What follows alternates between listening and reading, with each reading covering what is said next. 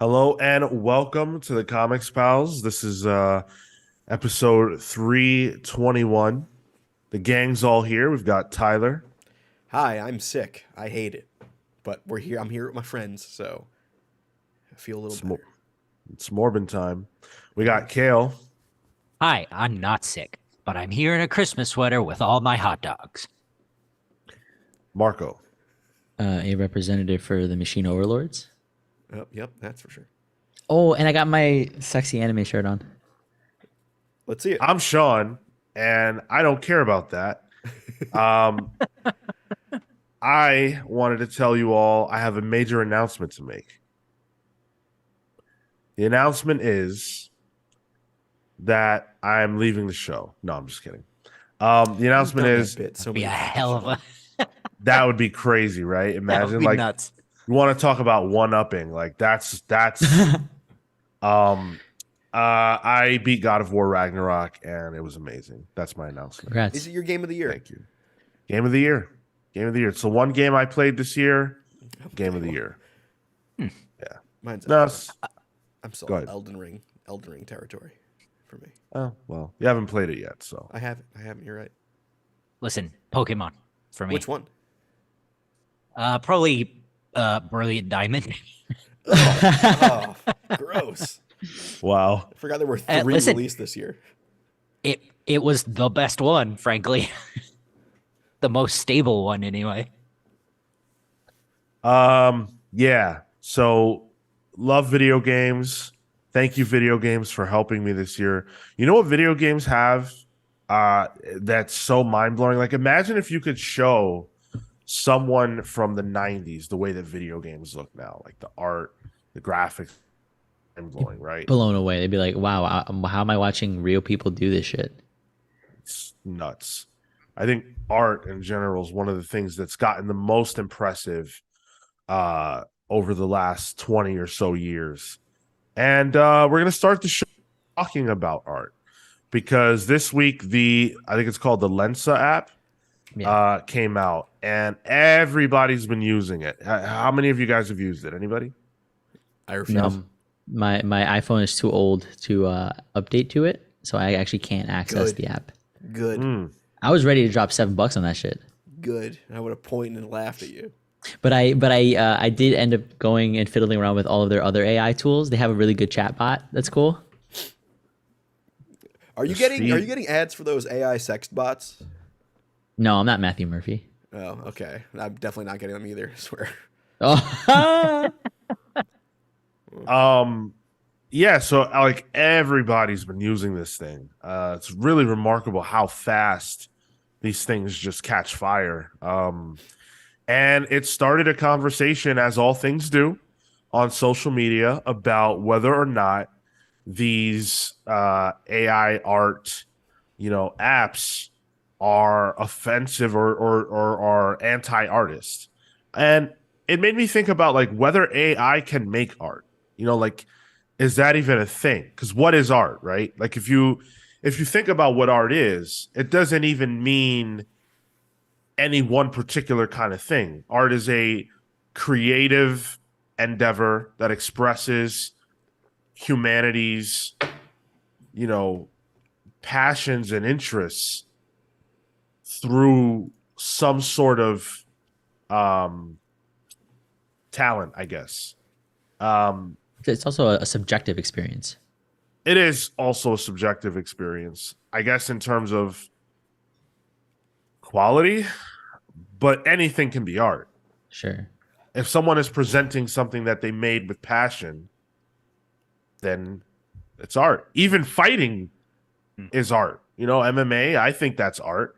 I think that's a form of art. I'd argue professional Um, wrestling too. I 100 million percent think professional wrestling is art. Yes. I think professional wrestling has more in common with interpretive dance really than almost actual combat sports. But Yeah. So yeah, like tons of comic book artists came out against it, but I also saw plenty of comic book artists who were using it. who? Let's out him. We're not Damn, doing dude. that. We're not doing that. Sean Murphy, probably. Sorry? Sean Gordon Murphy. That's a No, he's just No. he's just a realtor. He's busy renting homes That's true. and Oh, that's apartments right. out. So yeah, I know, right, Kefis? There are four of us. That is a remarkably rare thing at this point. I wanted to ask you guys: A, do you think this is a problem? And B, can AI make art at all? Yes and no. Those are my answers here to both questions for you. Boo. Um, I think there was a Twitter thread. Apologies, I don't remember who was sharing it, but like a lot of these AI art things, you can see the mangled signature of artists Yeah. in it, which just shows that it's just like it's not real art. It is just a computer's interpretation of it. It's this weird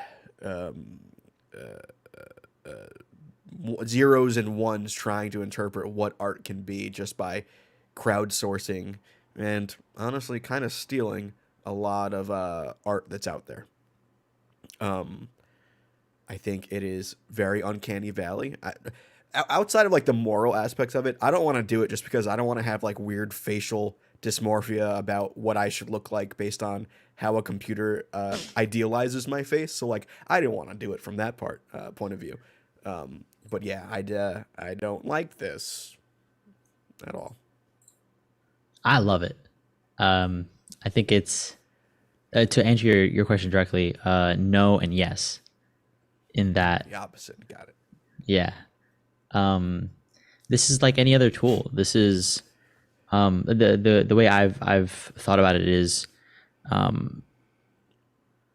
if you have a if you give it a prompt, right, and it creates whatever it's going to create, you can use this as a starting point to then continue on to develop and add on top of it. Because I think there's a difference in quality to it. Of yes, I am putting in a prompt and then the output is some sort of program that has developed an output. I would still consider that art in the same way that I upload images onto Photoshop after a photo shoot. I run an automatic processor to clean up whatever I need to be cleaned up, and then I go in for the final touches to be able to bring it more to life, or to make it more either photorealistic, or do whatever I need to do as a let's say as a photo designer. And so in the same way that as an artist, I'm able to use this as a tool to prompt some sort of output and then build on top of it. Have you seen anyone doing that though? Because I what? haven't. I haven't seen Was that- anyone saying, "All right, well, I'm just using this as a starting point." To then That's clearly not the point of it. Yeah, Yeah. but it is a tool. It is a way to use it, and I think that is a way that it's going to be used in the same way that any other tool for development, for and for some sort of art development, that is the way that you can use it. I think for the general populace, it's a fun tool. It's just a fun, all right, I'm going to put in some sort of prompt and it's going to give me an answer the same way DALL-E was pretty popular a few months back. And for me, I think it has more implications. And I'm mixed on those, because it absolutely is accessing from databases that contains copyrighted art, 100%. But I'm gonna let the lawyers sort that out. Until then, I'm gonna have fun. I'm gonna have fun using it. I'm gonna have fun trying to figure out how to. Okay, Just okay. say, So let the you lawyers do, figure so out the moral part of so it. you do actually think there's a problem, but you're fine ignoring it. I'm fine ignoring it and putting it to the side for the sake of using this as a tool for expression. Yeah, this Yes. tracks. Wow, holy shit. Yeah. Marco, you don't see a slippery slope here. Like you work. I mean, you vowed to yourself last week, so I can say this. You work in like digital marketing, so It doesn't matter, Tyler. You're just gonna ignore it. But I also have a different opinion on like all these privacy legislations and what privacy does in terms of your data. Like we've not talked about it, but I have differing thoughts than it is bad to house and contain data. All right. Well, don't get on your soapbox about that too. Kale, do Yeah. you want to share your thoughts? I think it's bad. I don't I don't think it's quite as bad as the doomsday people are saying, but I think for me, this is one step removed from a company making a full AI cartoon or comic book or whatever. And I think it's disingenuous when you're saying this that it's not as serious with art when you would be saying the exact opposite if it were music. What do you mean? Like if AI can generate, if it could say it had access to Spotify fully, and it could generate, like say I wanted to type in a prompt, I don't know, sad Make a tape. song about dying dog by Metallica, Yep. like, Oh, dude. oh no, now you got him excited. See, for it. That's fucking wild. Wait, hold on a second. That's wild. That's like like those TikTok DJs that do mashups and stuff, but this is just being like girl filtered talk. through. But this is being like filtered through an immense database of information, like some sort of crazy processor. It's That's not like wild. that. You know why it's not like that? And you know why this conversation is bunk? Because if a DJ would know, hey, this goes into that, this sounds right, this makes sense. AI is just doing its best guess based on an algorithm. And that's why sometimes this shit comes out looking ridiculous because it's not a human. You cannot replace the human mind, human ingenuity, the human touch in art. Art cannot be created by anything other than a human because human beings are currently the only species that we know of that has the capacity to envision something and make it real, or to recall something and express what's inside of them for other people to see. AI can't do that. The AI is not expressing anything. There's no expression there. It's not a naturally occurring thought to make these images. It's something that you're putting in like this prompt and it spits out its best guess. That's not art. That cannot be considered art. You don't think the prompt would be artful? How? You're AI it is but like let's say it is a tool to create, right? And I'm using the same way that we're using we used to use whatchamacallit, Audition, right? When I used to make edits to the show, I would have loved if I could just put into a prompt, edit episode 321 in the style of Marco. And it would have my nuances. It would know how to cut people. It would know what things to do. And then that output, I would still consider my work. Well, there's consent there. Yeah, your work. No, but I don't think that the consent would necessarily matter, right? Like Don't clip that. Don't clip that one. Wow. No, my Wow. consent would not necessarily matter for it to be something artful. you just said you don't think the consent matters. What? For it to be That's for the it to- whole no, no, no, wait, wait. the whole conversation. But for it to be something, there is no consent. But for That's the conversation. But that's not what I'm saying. I'm saying for it to be something. You of just said it. No. For it to be something artful, it doesn't necessarily need to have consent. I mean, no offense, though, I wouldn't consider what we do art, but But even with that being said, the art process of what we do is this part. Yeah. This is the part. The technical part is not the art part. And if you feel like you're expressing your art through what you would add to an edit, that makes sense. But the process itself of taking the show and making sure it sounds clean is not the same thing as somebody sitting down with a pen and paper and drawing a picture of you. Those are different things. Those are And different, even- but I still consider those two things an art, some form of art. They're Okay. different processes to get to an end output. Okay, fine. But what are you editing? If there's no audio, right? If we didn't sit here and do this, there's Right. nothing to edit. If there was no Marco to edit the show, there's no style of Marco for the app to take from and cut that way. Marco, That's the issue. Those pictures that Tyler has up right now, whose style of art is that? Someone else's style of art that has no say in what it was used for. What if somebody was like, generate DCEU podcast in the style of the Comics Pals and started posting it? You know, you would have feel a little. That'd be miffed. crazy. Quickly, just for the people who are tuning in now, we're talking about the AI making art conversation. A lot of people are just jumping in, and we're heated already. Like, Yeah. it seems We nobody had knows our morning- what's going on. Had our morning coffee. What coffee Die the warming Hero? up for What that. was that? What were you playing devil's advocate on? I think I missed that. And please share your thoughts on this. Obviously, this is a hot debate on Twitter. If you can debate this shit on Twitter, I want you to debate it right here in these comments, please. Yeah, My other issue is there's a slippery slope when it comes to money here. You're telling me some business organization isn't going to be like, all right, let me just use this AI program that is free and open source at this point. Yep. Well, mostly free. It's only $8. Mostly- But that's yeah, mostly nothing for free. a fucking company. Sure. Get the art, and then that's the art that I'm using for whatever my campaign is. You know, But why is that an issue if you bought it? because you didn't buy the consent from the people who it stole from. And And that's it's fair. also That's fair. That's fair. And it's also making sure that those people don't get paid. Maybe those gigs don't exist anymore for those types of people. Because in business, I don't think they care about the soul of art. They just care that there is a product they can sell. and that's the devaluing of the art.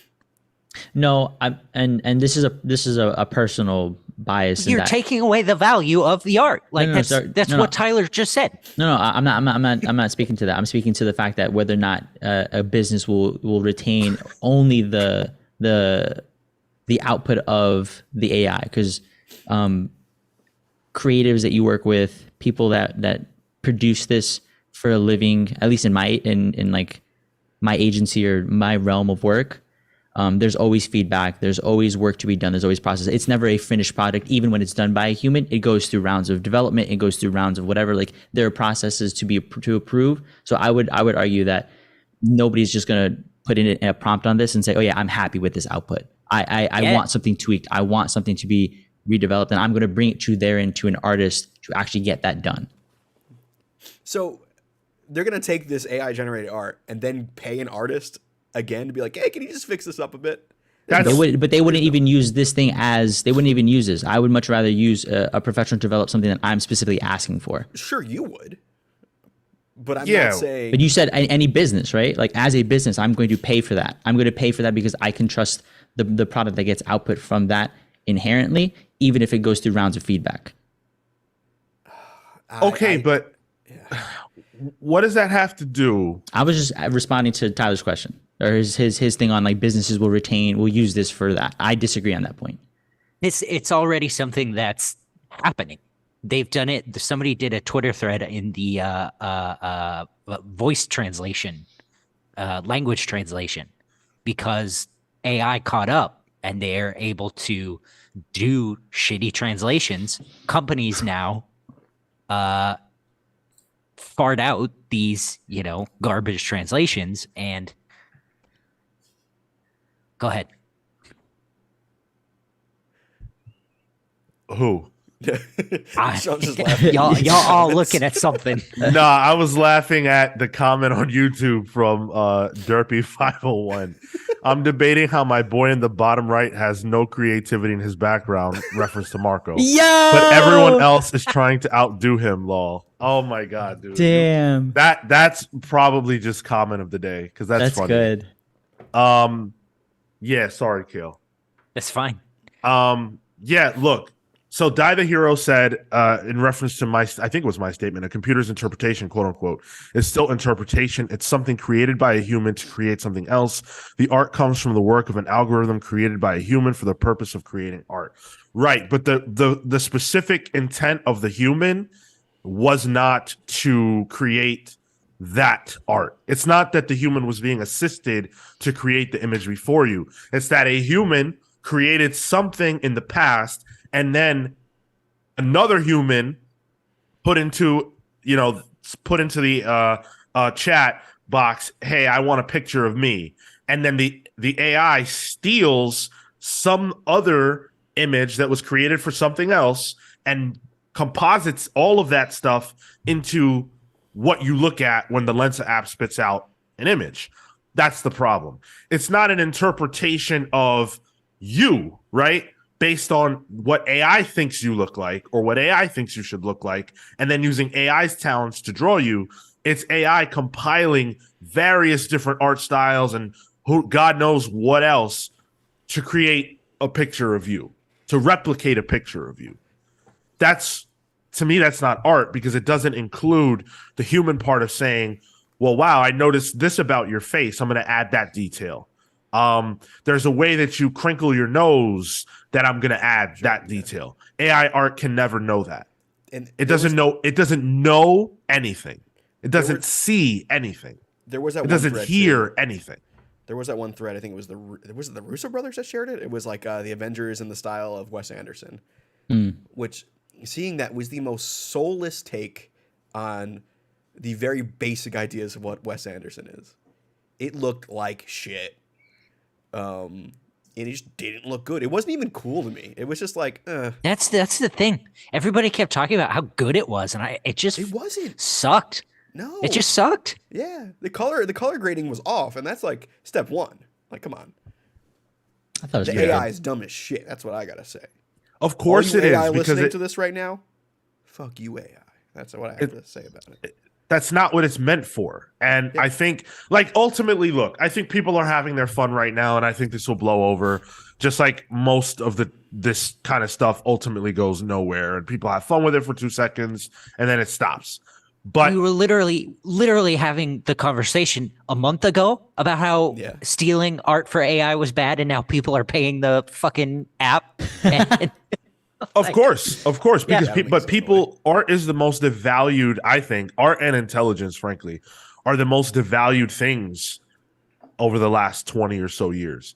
People look at art like Marco. People look at art and technology and say, well, I can have the art I want through technology. So why do I need the artist? Of course you need the artist. I don't say that. Well, then how could you defend this? he just You just ignores spent it. the last 20 minutes defending this, but you're saying you don't say that. That's a direct devaluation of the artist. I don't say that. I'm not going to go to an artist now. Like I think that there's a difference in value in the Manny brought up a good point that I didn't respond to when he responded to like a conversation we were having in the Discord. He says, yes, artists have choice, skill, talent, style, even twists of other artists. A bot will take a number and spew those numbers out to whatever number you give it. There's no appreciation of that. It's just soulless. And if you want an artist to take it on, why not commission it? Like I'm still gonna work with artists. I'm still gonna commission with artists. But this is only a tool, and your prompt is the same way that, let's say, you can write poetry into it and it'll output something. You're still interacting with it as a tool to create something. At the end of the day, it is using its the information that it has and only that it's been trained on to create that output. But that's a unique output using a data set and in using your input. Your input is the thing that matters. And to your point, if you remove that input, then it's not art anymore, and you don't actually get an output. But it's the human interaction that uses this tool that makes it that art. I don't think it's the same of the same quality. Typing I can't- in the same sentence, quality. I'm making art. I can't believe that you said those words and believed them. I can't. Why? Because there's no way that you can think that you saying to AI, make a poem about girls, and then whatever it spits out is art. When the words might not make any sense, they might not go together. It might be confusing or odd. Just like some of these images are clearly messed up. How can you say that is art? Why would you say not?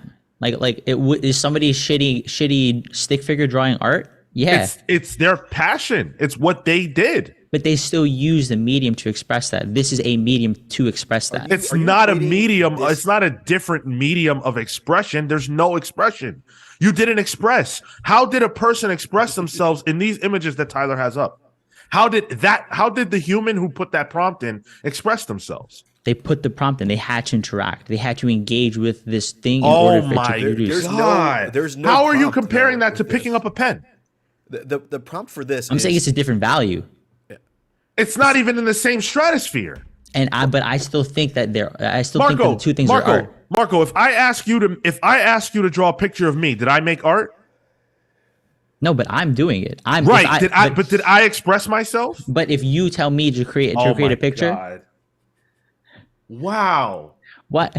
So commissions. Am I crazy? But how is this not computing? But then let's if say I tell you to draw a picture of me, did I make art? But I'm the one doing it. There's still that human element to it. I'm saying the human element is the thing that. Okay. And then Marco, if I tell you to make a picture of me, and then you go to Tyler and you say, Tyler, I'm gonna take this picture of Sean that you drew, and I'm gonna give it to Sean and say, hey, it's art that I drew. But you're not. You're not listening to what I'm saying, right? I'm saying that as long as you do not engage with the human and you engage with some sort of tool, and then you produce that prompt, you are making that art. I am the human making the art. Oh my God. Bro, do you see? But I'm making a distinction. I'm making a distinction, though, right? Address the distinction. I can't. I can't. Dude. That was nuts. That was nuts. Chat, please. Damn, Matt, chill out. Chat, please. I can't believe that. But do you understand the separation that I'm making? Bro, I understand that you're nuts. No. Sincerely, like, do you understand that separation? Marco, can I try No. something? I don't. Are you essentially equating this tool with something like a pen? I'm equating it to a pen, a paintbrush, Photoshop, Illustrator, like that. That is created by man in the use to create art. Right. Okay. Right. If someone's gonna ask me to make something in Illustrator, I'm making that thing in Illustrator. But they can go make it in Illustrator too. The same way you that made it. What? No, they can't. What do you mean? It requires a physical ability. Yeah.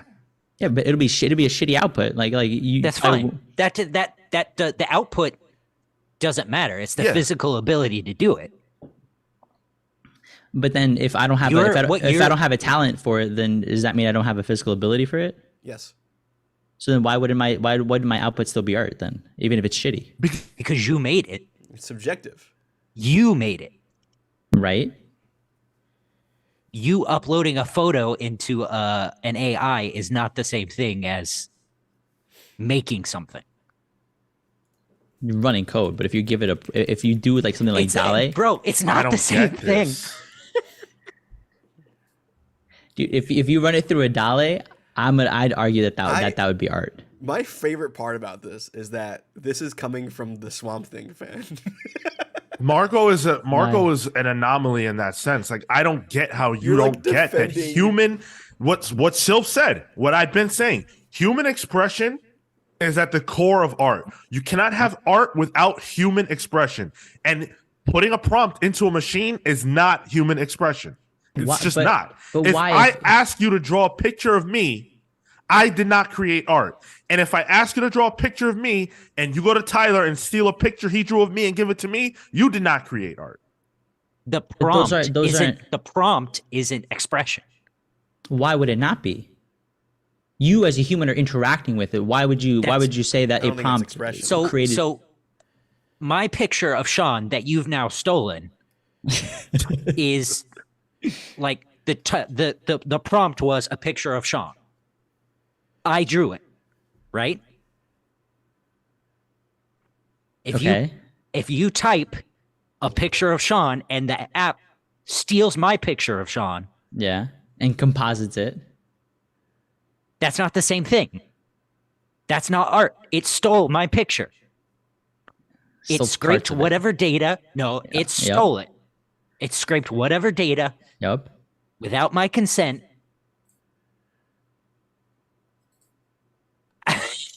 I don't know. It's my favorite thing all year. I think we move on at this point. What? What do you mean? What? No, we're not moving on fully. I think the listeners can write in on the show and we can talk about it next week. Yeah. Is there anything about, I guess, last point, is there anything of value to be said about the development of the code in that case? I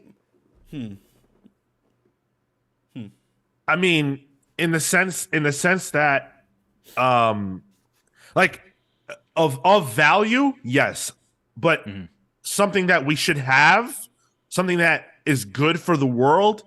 I mean, at the current moment, It doesn't seem like it. The future will answer that question. But like in Terminator, was there something of value in making the Terminators? Yeah. Was it good value? No. I don't know, man. They made some pretty hot looking Terminators, I gotta say. Yo, did you watch the TV show, Cameron? No, but I sniff what you're stepping in. Yeah. The I'm John saying, Connor I was draw the line confused, at and I was AI too. Unless they're hot. And now that's a different conversation. Which I can Steal all send you they links want to if that they're sex hot. bot.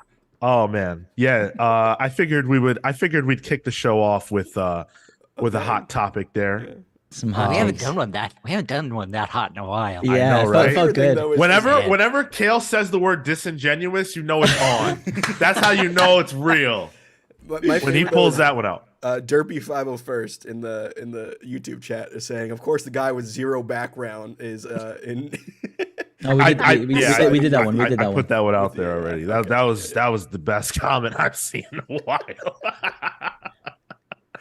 Oh man, thank you guys for engaging with us on this one. You all had something to say, which And I It's get. fun. thank you to Yeah. Marco because he knew what he was getting in. Right. Oh, 100%. Yes. Yeah. 1,000%. Absolutely. Anytime one of us agrees to a topic where we're essentially going to get dunked on, it's a good time. That's how I felt when we talked about Zack Snyder's Justice League. I know you guys don't like it. I love it. I And think every it's time let's speaking of Zack Snyder's Justice League, a little later we're going to be talking about all the turmoil going on at DCEU. Things are moving and shaking. Wonder Woman 3 was canceled.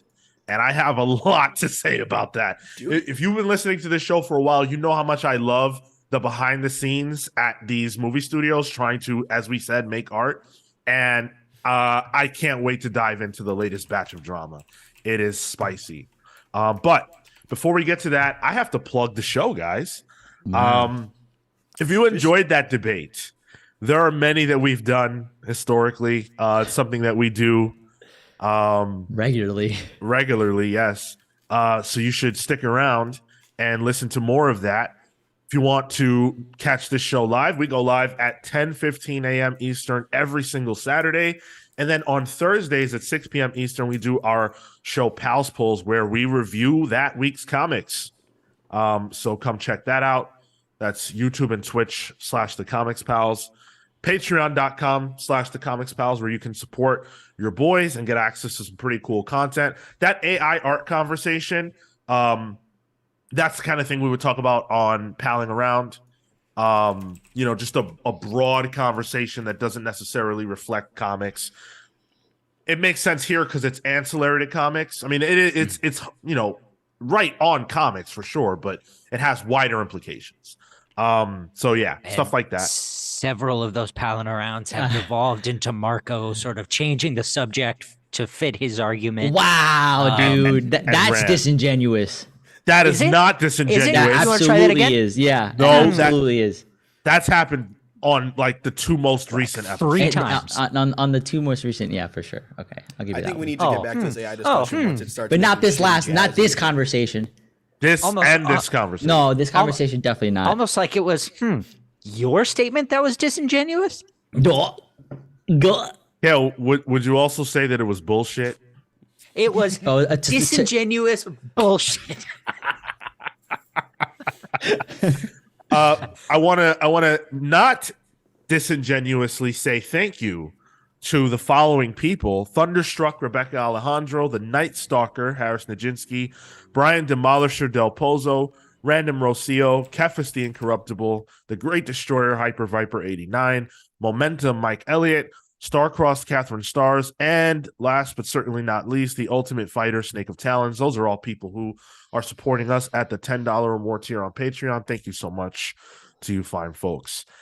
Speaking of the listeners, let's get to the listener comment we've got this week from one Dan Trudeau, who is in the chat right now. Let's go. Yo, Dan Trudeau.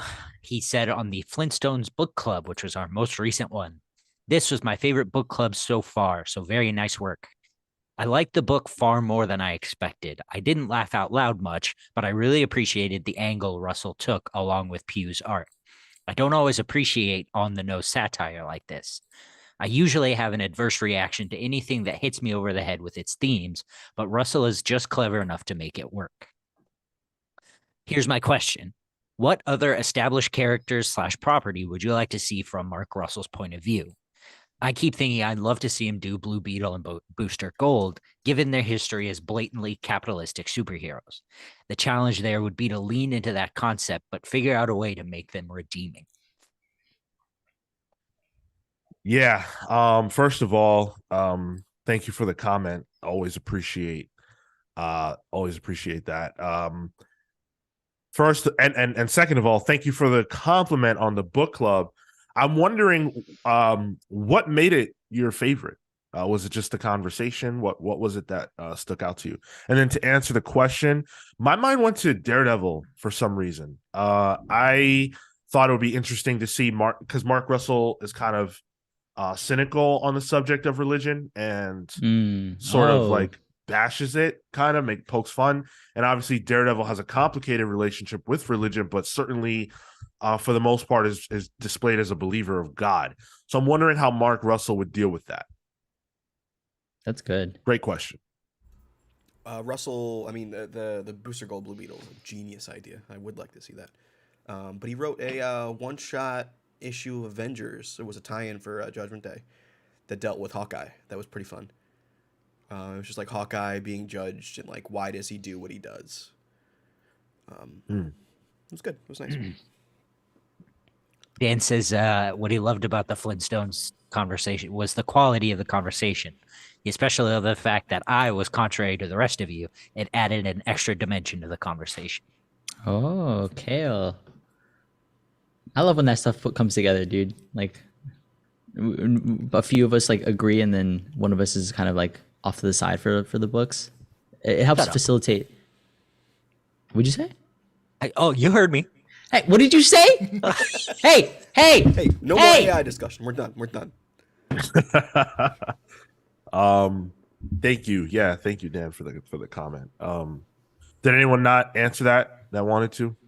I don't know. I don't know what I would want to see him because I had a hard time with the Flintstones. And I think you said it, Dan. I usually have an adverse reaction to anything that hits me over the head with its themes. Boy, I felt that reading the Flintstones. I think I said this during the book club, but for me, if I'd been able to read this monthly, I think it probably would have hit me a little better. But just reading it issue after issue after issue was just brutal. You feel like you're being clubbed in the head? Yeah. Well done. I think Doom Patrol would be interesting. I think you can get a lot across there. Maybe even talk about art. Just give me more Doom Patrol in general. I'm fine with that. This question just popped into my mind. I was curious. Do you guys consider writers artists?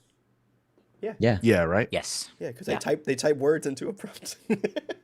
I consider writers artists, and obviously I understand what people mean when they have that writer artist debate on social media. I get the distinction there. I just feel like sometimes we don't think about art in general, like everything that encompasses art, and I think all that needs to be protected and defended. I just got an email from my professor this week about how there were writers who were hired to check a film script that had been done in AI. Oh, gross. Ooh, probably shitty. So, And see, I think we all know that, artists, people that draw, they get treated like crap. But I think writers get treated like crap. And I don't think people really seem to care much about that. Like, I've always thought that was so weird. Like, we talk about like, artists need to get paid, and artists, and they do need to get paid, and they do deserve to get paid, and they should get paid for their work. But I also think writers should get paid for their work. Like, you do a Kickstarter, man, as the writer, generally speaking, the idea is you pay everybody out of your pocket and then you kickstart to recoup. That's what I've always been told. So like, if the Kickstarter doesn't go off, you're kind of boned, you know, and that's rough. And people don't talk about that. It's wild. It's wild. I don't know why I'm saying that. I just wanted to say that. I've seen the other debate that's going around about is what Syl's talking about being in the negative and things like that, but also studios not paying creators. Since a lot of times, you know, for a book that comes out through, I don't know, maybe like an aftershock, you know, you might come to that table with the book already like a thing. That probably means that the artist has been paid. So when you're talking about people being held up on checks, you're likely talking about the writer. Yep. And that's, you know, messed You're up. also saying writer-artist combos have it good. one half of them gets paid. The other half, no, I mean like people who could do both at the same time. Right. Yeah. Oof. If only I could. That'd be so good. Yeah, dude. I was saying before the show, like, why does Daniel Warren Johnson get to have it all? You know, jeez, He deserves it, dude. He's the man. He just opens up the basement and throws Spicer some dough down there, and he's all right. New limited series, Mike. Not even that. He says, "Color this." We're eating this month. Matt says, "Bro, I follow a guy and his campaigns fail regularly, and he turns into the Joker on Twitter." Oh no. I guarantee you, Matt still follows him just for that too. I'm sure of it. I wholeheartedly believe that. But I bet you believe Matt probably pays for the Kickstarters. Matt has a Kickstarter addiction, which honestly, good for everyone who gets to deal with that. Not so good for Matt. But. Well, let's shift gears. I want to say well wishes to one Peter David, who is going through a tough time right now health wise. Peter David is, of course, a writer of tremendous talent and repute. Peter David suffered a series of strokes. There is a GoFundMe up right now. This was actually reported on TMZ, which is wild, but like you know, great for Peter. Sorry, they got like an X Factor fan at TMZ or something. yeah, I don't know. But yeah, so this is what it says in the TMZ article. Peter tried getting out of bed last week, but instead he slid off because he was unable to use his legs. Kathleen's his wife, was able to get him standing and take him downstairs. But after he was unable to get off the couch for 5 hours, she called 911. It goes on. There is a GoFundMe. It is GoFundMe / Peter David Fund. $82,000 so far have been raised of 80,000 that was the goal. This is to help with medical costs, help the family catch up on bills and things of that nature. So the comic book industry, you know, came out, comic book fans, creators, I'm sure, and I'm sure that TMZ article didn't hurt. And the positive thing actually out of this, if there's anything, is that Kathleen says that he is getting better. He didn't lose any feeling in his limbs, just weakness. He's working hard to get back home. He said that Peter appreciates all your goodwill towards him and wants you to know he is still plotting for things to come in his writing career.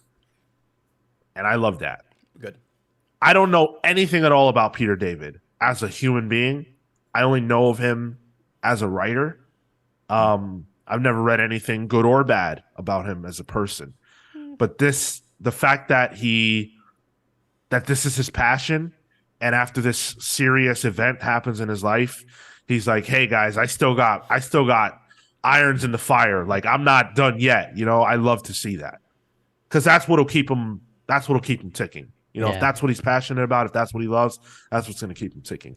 It's off to you, Peter. The scary thing about a stroke too is that it affects the brain, especially when you're in the creative field. Like that's your tool, you know. Yeah. So Tyler, who remind me who did Bugs Bunny? Mel Blanc. Mel Blanc. Yeah. So story goes that he had a stroke or was in a car accident, was in a coma or something, and the only way he was responding to doctors was as Bugs Bunny. That's wild. I don't want to Wow. laugh at that. Yeah, but yeah, yeah. And Did he say, that's "What's up, eventually doc?" how they woke him up is he was through Bugs Bunny. No way. Wow. That's insane. Man, That's the remarkable. human mind is crazy. That's Not that AI stuff. AI could never. Couldn't. Yeah. Dan Trudeau makes a good point. Beyond the GoFundMe, I'd suggest buying some of his Kindle books as it supports his career and puts money in his pocket. Yeah, definitely. Wishing Peter David all the good. And I'm sure he's going to come through this. I don't think we've read the last Peter David book. We haven't read the last Doctor Strange book either, even though Well, he's dead. Well, he is dead, but he's coming back. Marvel's bringing What? Doctor Strange back. Yeah, Only a flesh wound. somehow. Yeah. Clea has been performing the role of the good doctor in Strange, or Strange, as I like to call it.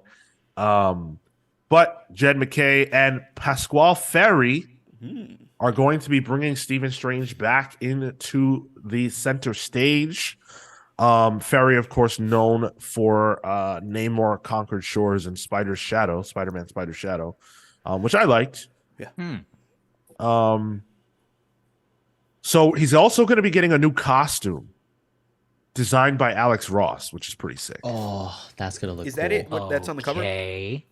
Yeah, I No, believe. that's his old one. Well, Yeah. yeah, I guess that's his old one, but Man. yeah, Alex Ross, the GOAT. Honestly, man. That's gonna be a good design. Dude's Especially output as a- is insane too.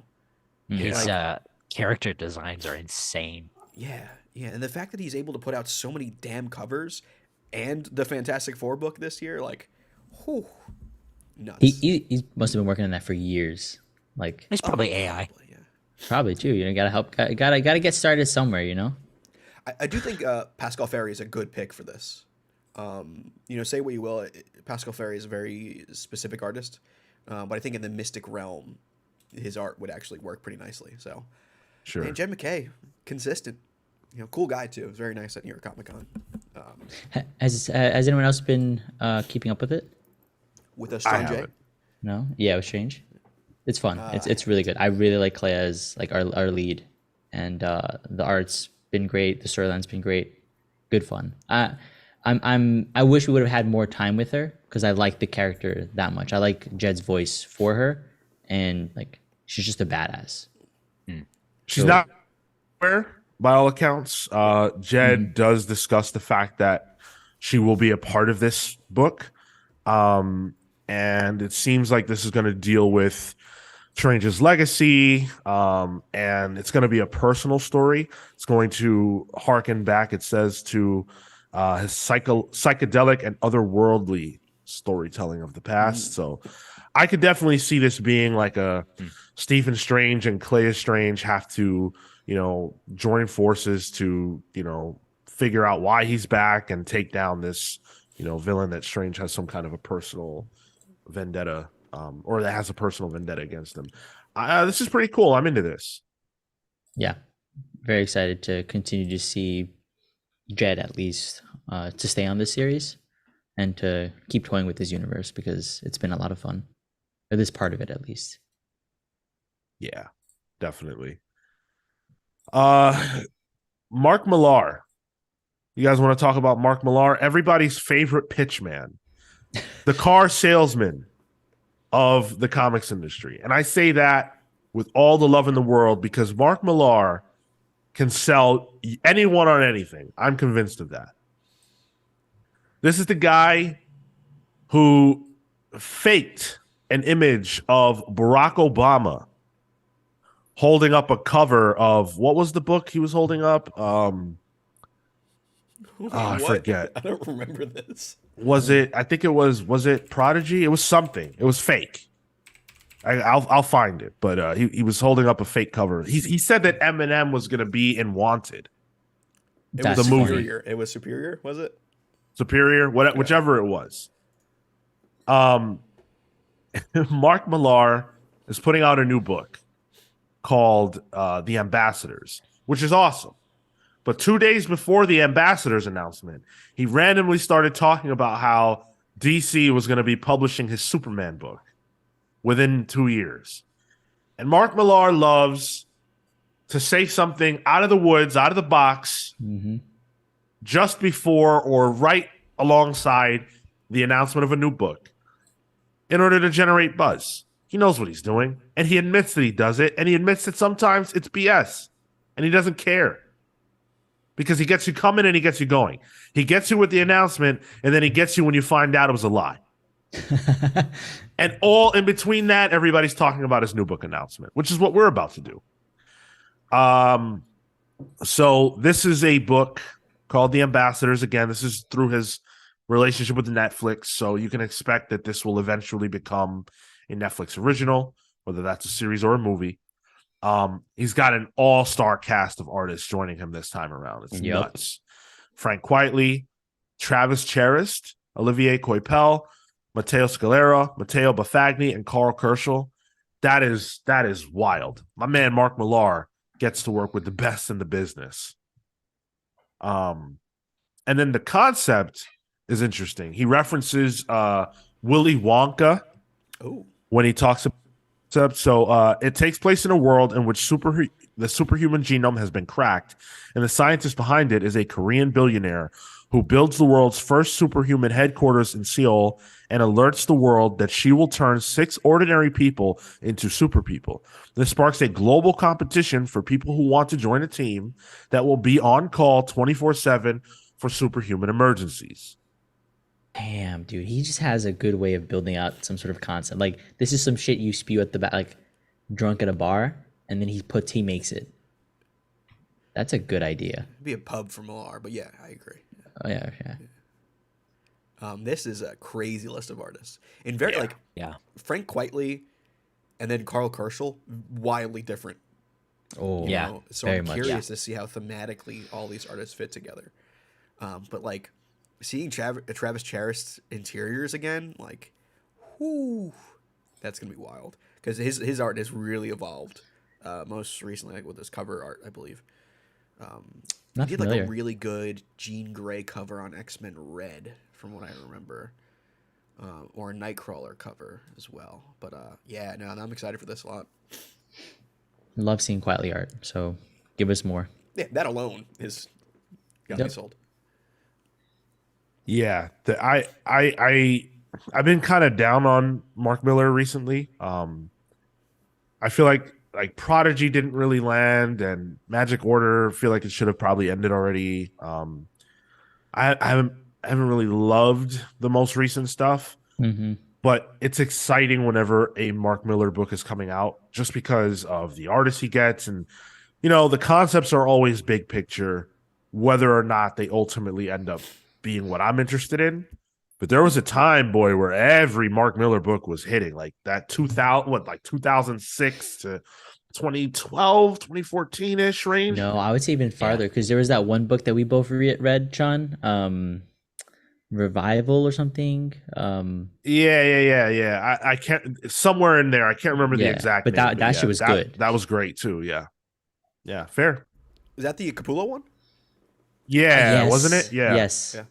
Which was supposed to be optioned for some kind of film or TV, but no news on that. Reborn. Reborn. Yes. Yeah. Very good stuff. Yeah. This is probably going to be awesome if for no other reason than the art. And I think the concept is kind of fun too. So, yeah. The concept, a lot of fun. Although, questionably, I don't know why Mark Millar follows Matt Murphy on Twitter. That is a weird. What? Is that true? It is true. Yeah, it is true. Yo, there's a reason, because I think Matt is a very interesting Twitter follow, because That's the you word. don't always necessarily know what he's talking about, but you could tell that he's got a really interesting life and he's very honest. So that's fun. Sometimes a secret life too, but And also the fee, Mark Millar. Oh, you think he only follows people who have the same initials as him? I could see that. He strikes me as the kind of guy who would do something like I that. can see that. Yeah. I Interesting. like that. And also, do you think that this Superman thing is real or no? Sure, why not? I think he has a script that DC has. Whether or not it becomes a book, who knows?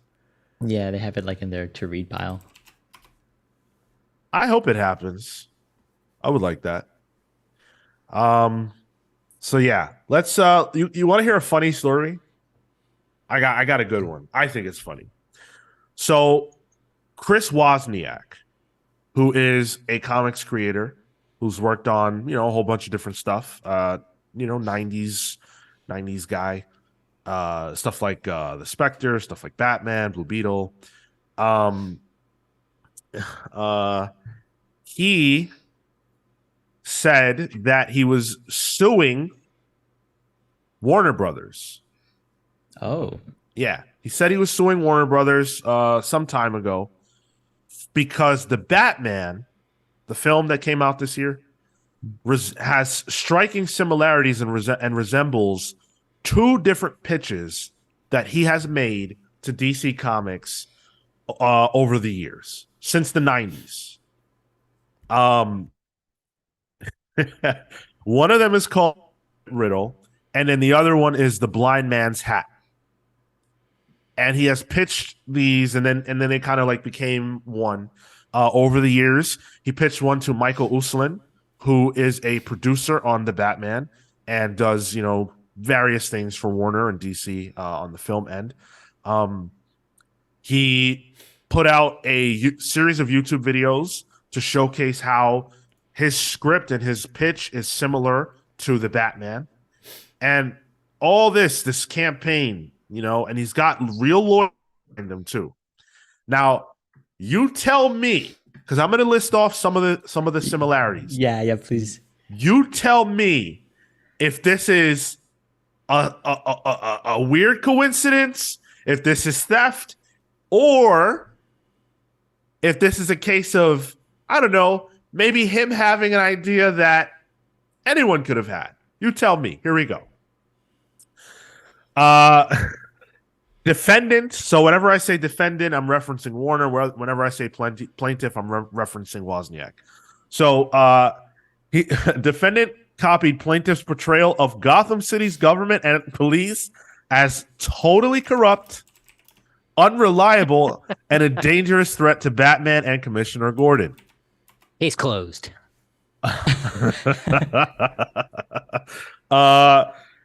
Defendant copied plaintiff's portrayal of Gotham City in the throes of civil unrest and riots and broke. Okay. Plaintiff's portrayal of Gotham City in the throes of civil unrest and riots and broke is an original expression of Gotham City. What's such a nice town? So yeah. Another example of copying a defendant's movie is the scene where the district attorney crashes his car into a bomb strapped around his neck, an event staged by the Riddler, and all the protesters outside the funeral are holding signs with Riddler symbols and quotes on them. This scene is copied from an original expression of the copyrighted work. Okay. Defendant copied plaintiff's creation of the big reveal, whereby a series of answers to the riddles at each the mass killings caused by the Riddler, when combined into a cipher, reveal the Riddler knows Batman is Bruce Wayne. Plaintiff's creation of the big reveal, whereby blah blah blah blah blah blah blah blah blah blah, is an original creation. isn't that canon though? Doesn't Riddler canonically know that It's Bruce in the Wayne is comics, Batman? yeah. He does. Sometimes he does, sometimes he doesn't. But Right. I don't feel like this is whatever. You guys make up your own mind. Defendant copied plaintiff's creation of the Riddler and Batman operating in their own private hells. Wow, what the fuck does that mean? It goes on to explain it, but it's very long and odd. It's like really Damn, poor lawyers living hell walking through this shit. Defendant copied plaintiff's pivot to the plot where Riddler's ultimate plan is not to merely reveal the true identity of Batman, but to also bring about Armageddon or total destruction of Gotham City in a biblical manner. Which is weird because Riddler wasn't trying to reveal Batman's identity in the movie, I don't think. Isn't that the whole meme, like with YouTube thumbnails? Like, does he know? Like the whole Right. Does Riddler know? Yeah. There are more, but I just thought, like, some of these, I feel like, especially some of the ones I didn't read, are things that I'd seen before the Batman. Like the Batman in and of itself is aping other things that, like, I feel like it apes the Long Halloween to some degree. I feel like it. I mean, my God, it apes the Dark Knight to some degree. Mm-hmm. It apes the whole continuity of DC comics that have been published. None of these things are new thoughts. I mean, the closest one maybe is like the district attorney with the bomb around his neck. That's a little specific, but like, give me, thousands of dollars, I'd come up with that. You know what I mean? Like, it's not the most wild thing out there. It's crazy. Good luck. Good luck to this dude. It just seems like a waste of money, honestly. But well, the story's not over, but I just wanted to stop here so we could sit on this. The only thing about this that I go, well, okay, interesting, is the idea of the Riddler as a murderer. That is, to my knowledge, not something that I have encountered before. The Riddler as a stone cold killer. So, okay, sure. However, I don't think it's weird that a person would have that idea. Sure. Especially when you look at movies like Seven, which, like, if someone were a super fan of Seven, and if someone were interested in serial killers, I could see how the idea of someone who uses riddles within their murder would be an idea that you could appropriate and put on the Riddler. That's not weird. The Zodiac Killer, like, it's literally real, you know? Right. Zodiac. Yes, exactly. Yeah. Right. So, but that would be the only thing that to me was like, wow, okay, that's very specific. But I think you can work around that. But this story has a plot twist because all of Wozniak's YouTube posts, all the posts relating to this lawsuit that he engaged in with Warner Brothers are gone. Oh, rip! Because now Wozniak says that he is being sued by DC Comics. So here's what he said. Yeah, okay. So here I am asking in all caps, Batman fans around the world to stop Hollywood from steamrolling another comic creator. Certainly none of the famous people who worked on the film had to make a public appeal to the internet just to get paid. I think it's safe to say the budget for a film of this magnitude is big enough to take care of everyone who contributes to it, especially when all that contribution comes from becomes the foundational blueprint for the most successful Batman film of all time. I got absolutely nothing. That is not justice. It would be nice if some of the more famous faces would shine a little light on this situation because it would go a long way towards making this right. There is no disputing my plot predates their screenplay, that the people who made this film were in possession of my plot, and that the Riddler storyline in the film was directly derived from my plot. So the reason he's being sued by DC is because he is basing this whole thing around a character that is already copyrighted by DC Comics. Okay, that was going to be my question. Yeah. Can you make a copyrighted story about a copyrighted character? No, you can't. But what he's claiming, his defense, is that in the 90s, writers knew, it was understood that writers were free to pitch to editors without solicitation and to draft it up and to, for that to be their creation. But of course, we know or not that is true. There's no way that this argument would hold up in court because what he's presenting is copyrighted material. If you present something to Marvel Comics, they own it. That's why, oh my God, I'm going to need help on this one. Thor. He wrote Thor for a long time, and then he left. Walt Simonson. Thank you, Walt Simonson. That's why Walt Simonson had to go and create something called Ragnarok for another comic book company to finish his Thor story. Because even though he wrote it, and even though he had it all drawn up, it's owned by Marvel. You can't do this. I read this and I was dying laughing. They stole his work. How dare you insult the man? What famous people are going to stand up for this? Also, it was- like, say they did have in possession his pitch. How is he going to prove that? Are they going to be like, well, yeah, we do have it? You know what I mean? Like, Yeah, right. the proof has to be given by DC, and like in the 90s this was done. Like, good luck. Yeah, yeah. This is like What? trying So to. his quote is everyone who worked for or freelanced at DC Comics in 1990 knows full well that established freelancers were given free license to submit stories anytime they wanted. Right. It's probably how 90% of DC Comics were made. If DC Comics likes your story, they put it under contract. Where's your contract, my guy? Yep.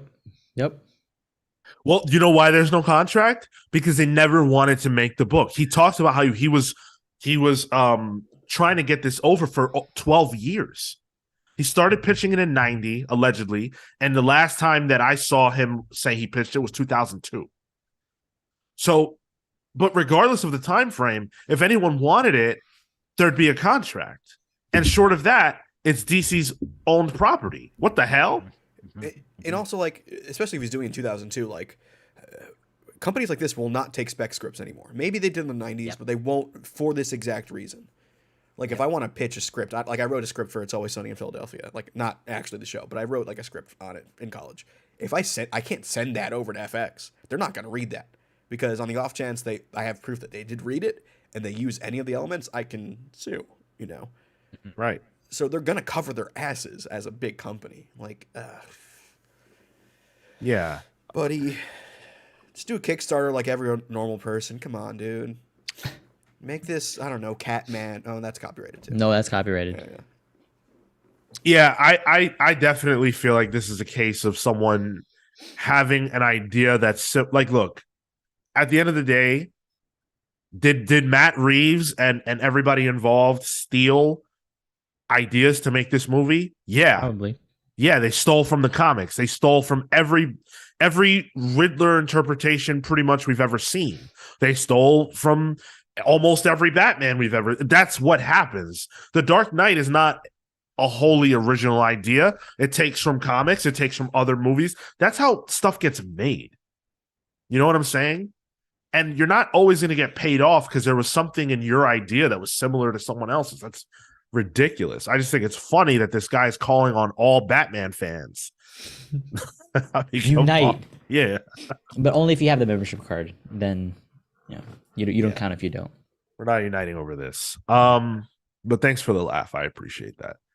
And obviously, I think that there are probably people who exist who might have real claims for things like this. But this just isn't that guy. Not to me. Last story before we dive into the big DC news this week.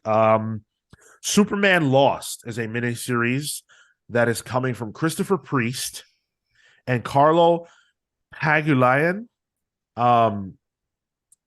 They're the same creative team who did Deathstroke, which was pretty well received, critically acclaimed. So they're reuniting to tell a story about Superman in which he is shipped off for a routine, mission in space, and is gone for mere minutes in the mind of Lois Lane to everyone on Earth. But in fact, when he returns, he's been gone for 20 years in his mind. DC put out a preview of this in the Superman 85th anniversary, and it's actually really interesting. I liked it a lot. So I'm into this. And like Batman goes to Lois to give her the bad news that they don't know where Superman is. He's gone. And Superman's already home, back from his trip after 20 years. And he's stunned. He doesn't know Superman doesn't know what to say to Lois. He doesn't know what to say at all. And when Bruce sees him, it's like he saw a ghost. And Lois is really upset because she's like, well, you knew he was gone. What did you do to Clark? And that's kind of where it cuts off. I'm definitely going to be picking this up. Because to me, Superman is like, how many situations can you really put him in where he's really at threat or whatever? And I don't think that's really a story with Superman, is the threat of his death. I think what's more interesting is like, well, how else can you mess with him? Yeah. And this I've not heard of before. I interesting. love that Deathstroke run. So like, put that team on anything else, and I'm into it. Hmm. That's simple as that. So art's not bad. Is it better than AI art, Marco? I'd say so. No, I'm glad you went there. I was about to. So of course. So this will be out in March, and we will almost assuredly be reading it. I'm looking I've never forward read to it. anything by Christopher Priest, and I've only heard either mixed or good things. Were you here when we did the new Black Adam? No, I missed that episode. Oh, okay, well then there you go. I guess you really haven't. Okay, maybe I don't like him then. Oh well, no, I think Christopher Priest does good stuff. I didn't like that. I didn't like that. Yeah, that's the only thing I've read. Okay. That's what the new kid, right? Yeah, Yeah. yeah. Yeah. I don't think White, so. White Adam. What do they call him? I don't remember. Oh my god. It was There's, something like he that. did a really good run on Justice League. Actually, that was like kind of like a fill-in run. It was between Snyder and I guess who was the big one after that? I forget. But he did like one of these like middling runs. But I thought it was really good. It dealt with like geopolitical processes in the Justice League. Like why do they help a lot of the white nations? And then like it was good stuff. Oh, he could sue DC and Black Adam for that. Let's just get all the lawsuits going. Why not? That is going to be our lead into the main topic. It's really interesting how much Superman chat there was this week. Because Superman's future in the DCU on film is very much in question, at least as it relates to Henry Cavill playing the character. Everything is upended now. This is the storm period. This is the darkest before the dawn period right now that we're in with the DCU. I can't wait to get into everything that happened this week. Like, It's so funny. We just got that announcement here where he was like, "It's me. I'm back, baby." yeah. Oh my god, guys. This is so exciting for me. Hang on for 5 more minutes or less if you're watching us live. We will be back in a moment. Thank you for waiting. See you soon.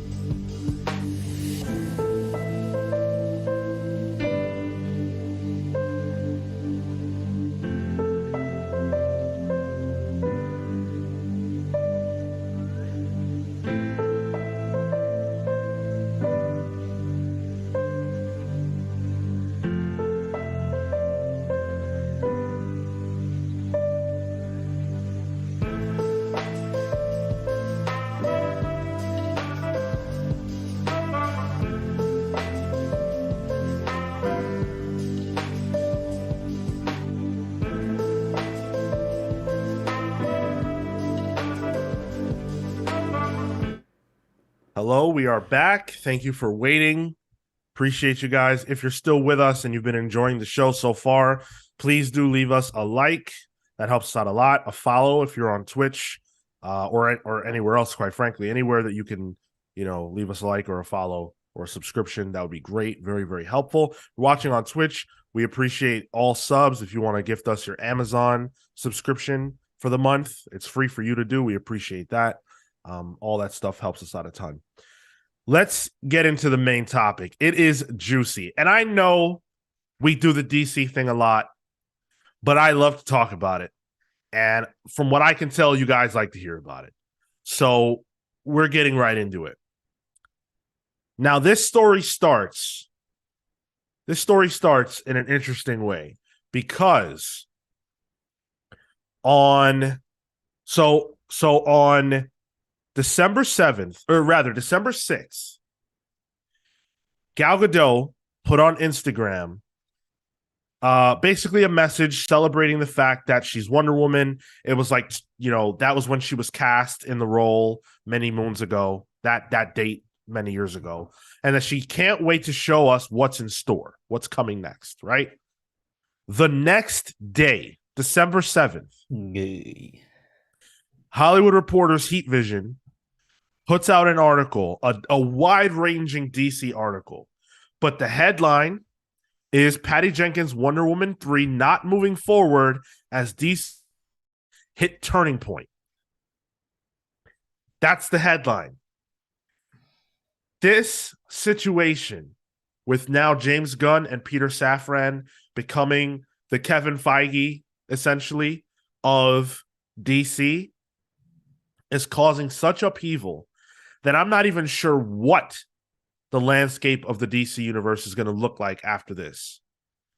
But one thing's for sure is that the hierarchy of the DC universe has changed. Damn it. You stole my punchline.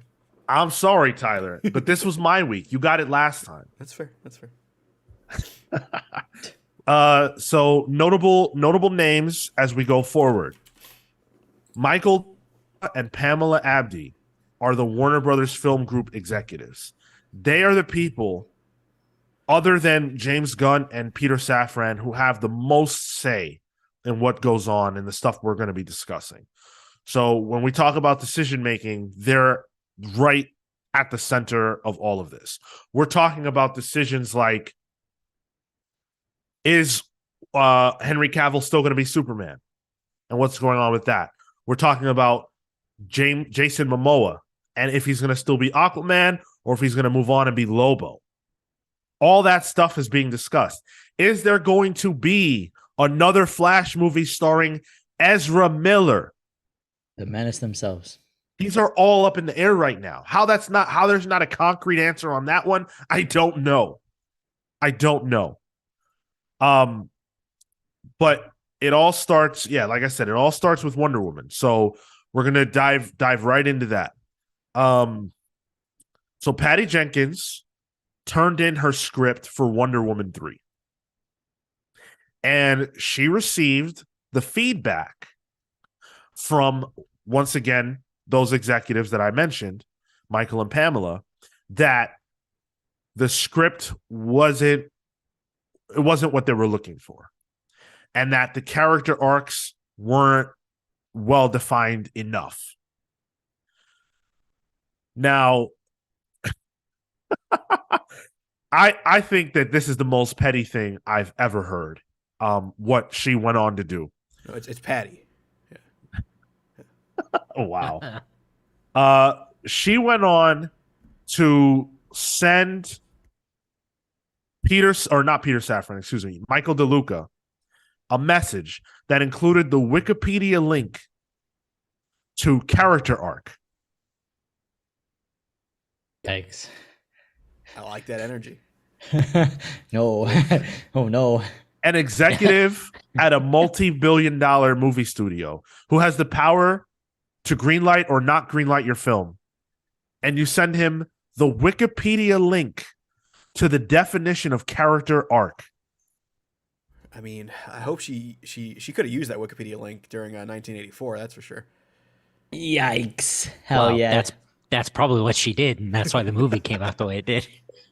But it's funny you say that, because that was one of the things that was a concern, was the feedback that 1984 got, that was one of them, that the character arcs kind of bland, kind of nothingness. Yep. And I think that up within her new script, and she wasn't here for it. Not in any way, shape, or form. Wow. Damn, she needed that. Man, her star's kind of fading, like with that, and then like her Star With Wars that thing. attitude. Her Star Wars thing got taken off the board too. She was in that Rogue Squadron movie, Right. and that's gone as well. Oh, is it really? Yeah, Is it for sure gone? it You're is no longer that? on their slate as far as I know. Wow. Okay. Cool. Yeah.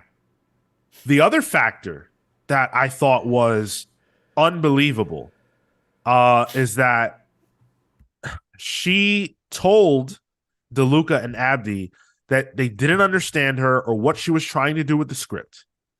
And on top of that, she wasn't willing to write a new script.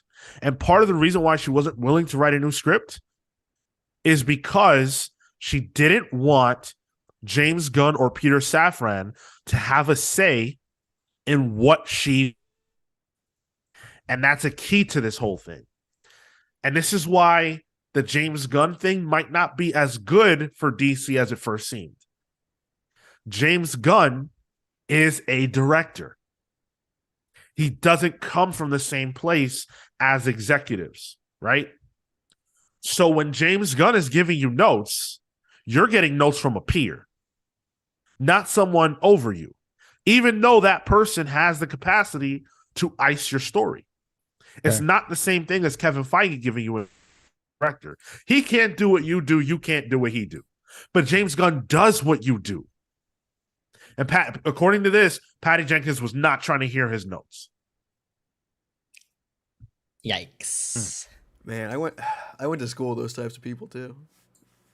Like doing like peer review, discussion breakdowns, people's scripts, and then people having, like actual criticism on it, and then like them saying, no, I think you're wrong. Like I've dealt with people like that before. It's juicy, I gotta say. I'm back just eating my snack, I'm like, ooh. Tyler's here for the toxicity. I love my major, yeah.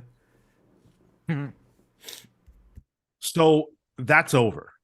The Patty Jenkins Warner relationship, unless she cools off. I mean, the way it appears things are left, they said to her, you're free to pitch. You're free to send in a new script. I'm going out on a limb and saying that it's over. Yeah. Gal Gadot, where does she go from here? I think they have every reason to want to keep her, from the standpoint that she is, popular and not what I think anyone thinks is the problem with these movies. But on the other hand, if there's a desire to reboot the whole thing, which it seems like that might be on the table, do you keep her? Yeah, she stick around. Matt asked a question: why would you want her back after that last one?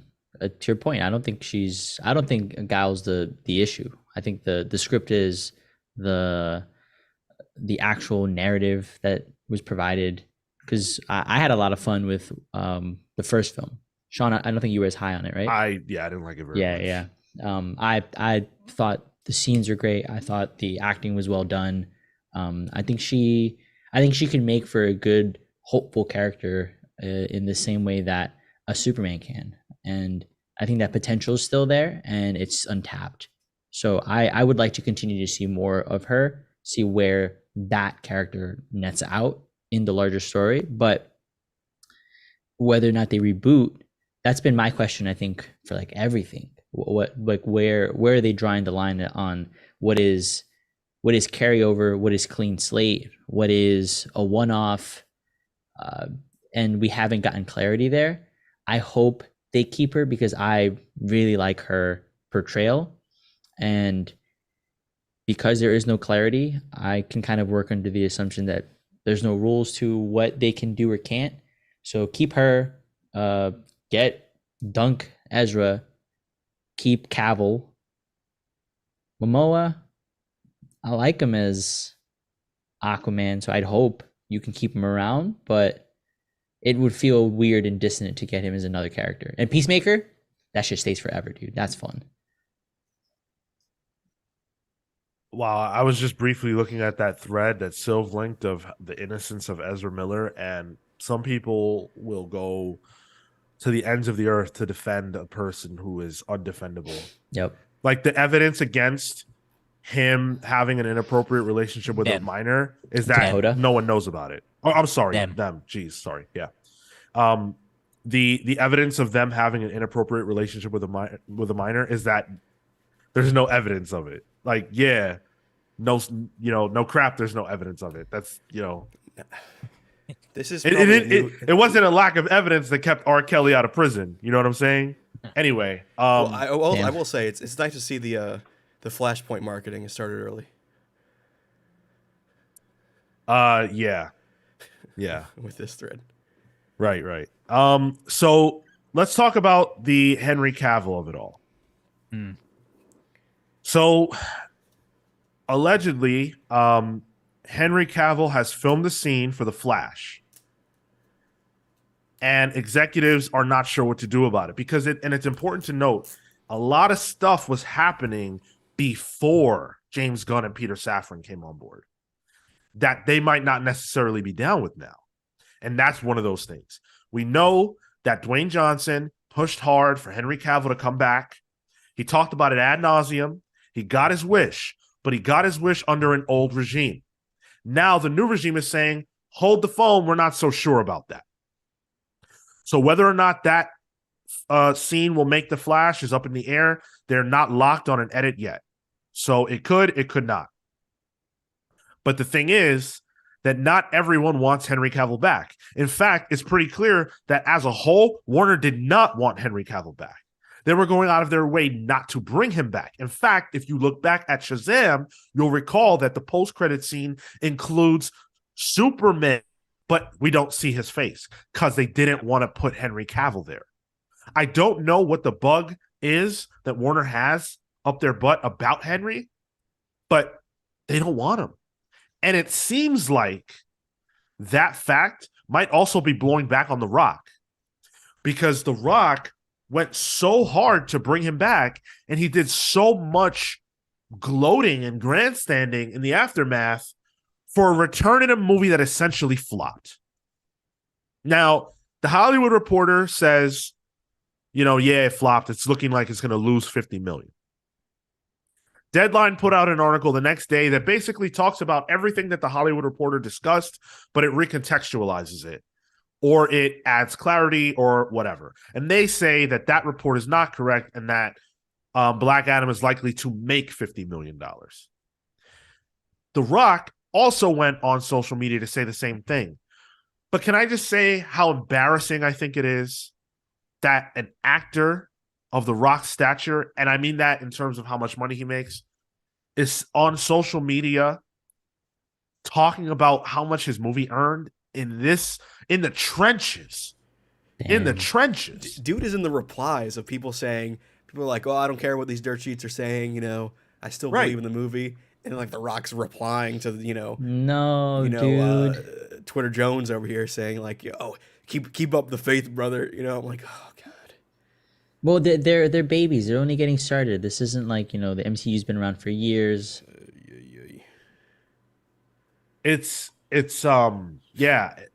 Can't wait to see which Marvel character The Rock plays down the line. Dude, the dude's petty enough to actually go to Marvel after this to be like, yo, they fucked me. Let's go. That's typical wrestling carny shit. They fucked me. Yeah. And the thing is that they tried to fuck on me.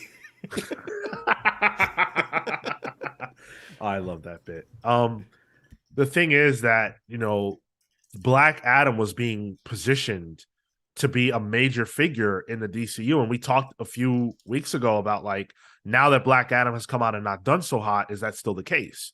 Does it even get a sequel? And that is in question now. Whether it even gets a sequel is in question. So Man of Steel 2 is indefinitely on hold. They allegedly received a script from Steve DeKnight. And it wasn't well received. And instead of asking him to rescript, repitch, or instead of asking someone else, they're just on hold until James Gunn and Peter Safran figure out what they want to do with Superman. Black Adam, it just didn't do well. So for them, it's like, even if it makes $50 million, is that really what you want to build on? A movie that made $50 million? That's minimal, you know? Right. It's already coming to what? HBO Max next week? It's out now on VOD, and it's hitting HBO Max this month. That's a crazy short turnaround, but they need to find a way to recoup this money. Anything they can make. So yeah, I don't know what the future of Black Adam is, but it seems unlikely that it's going to be he's going to be a major character going forward. What was he touting to be? It was going to be the new face of DC or something? Well, he said the hierarchy of DC was about to change. Yeah. Oh, yeah. Yeah, dude went into business for himself, for sure. Can you imagine we're in this we're in this world where not only did this Shazam villain get his own movie, he may not even show up in Shazam 3 at this point. Like, it's weird, and I think that and is one of the biggest stars in the world. The highest He may paid not actor even in the world. Yeah. may not even be in the third off-brand Superman movie. And it's funny throughout this too. Like Shazam is the only one where it's like they might be safe, Yeah. because it's so disconnected from everything. Well, so Matt says the turnaround argument is BS. Batman had the same length from theaters to Max, but it didn't have the same length from theaters to VOD. And also that was under a different regime where they were much more interested in getting their stuff on Max quicker, whereas David Zaslav has spoken out against that as a general rule of thumb. Yeah. So the fact that Black Adam is coming out this quickly does feel strange to me. More so the VOD part than the Max part, but the VOD part is really odd. And also that was that was still on the tail end of COVID, so like theaters just weren't the same, you know. So yeah, we're just not in that same time period anymore. But yeah, so like I said earlier, everything's been on the table, even the return of the Zack Snyder Justice League for a sequel. Michael DeLuca and Pamela Abdi discussed the idea of bringing those actors back, not necessarily Zack Snyder, but those characters and actors back for a Justice League 2 and just continuing on the franchise like that. That to me is one of the worst ideas I've ever heard. Not because don't misconstrue me, Snyder Bros. I consider myself among you. Not because of that, but because I can't imagine a reason to do the Joss Whedon thing again. Zack Snyder created the Snyderverse. He should be the one to spear that ship if you're going to do that. If that's what you're going to do, which I don't think they should do that, but if you're going to do that, Zack Snyder should be the one directing those movies. I don't want to see a Justice League 2 with that same world without Zack Snyder. That makes no sense to me. Scrap the whole thing at that point. They seem torn on whether or not to scrap everything. They kind of want to have their cake and eat it too. Right. Yeah. And I think it's just because there are stuff already that haven't come out yet that were made under a different regime. It's like it almost feels like they can't make a decision until after Flashpoint, which sucks because Flashpoint is your out if you do need to make the decision. Right. And that's such a good point. To me, they've reached a point where, you know, this is a new creative regime. You have Flashpoint. Stop doing things. Let Flashpoint be what it is. Don't do any cameos. Let it happen, and then just reboot and call it a day. Yep. Agreed. But there's so much more, if you can believe that. Walter Hamada was the former president of DC Film. I believe that was his role and title. And he was an advocate for bringing Henry Cavill back and an advocate for bringing Michael Keaton back, et cetera, because He wanted to make 2 movies. One was being worked on. The other one was just a pipe dream. The pipe dream was a film in which they would take the older actors and the actors who had played these characters in the past, the characters from the Snyderverse, and the new generation of superheroes, and mash them up in one big crisis event tentpole film.